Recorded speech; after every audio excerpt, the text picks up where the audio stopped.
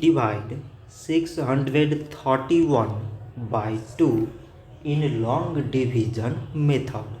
So 2 times 3 is 6. On subtracting we get 0. So now we put down this 3 and 2 times 1 is 2. On subtracting we get 1. So again we put down this 1 and it is 11.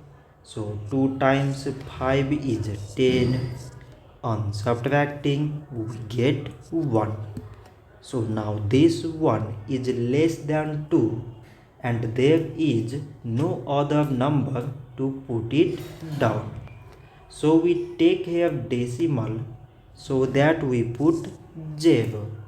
So it is 10 and 2 times 5 is 10.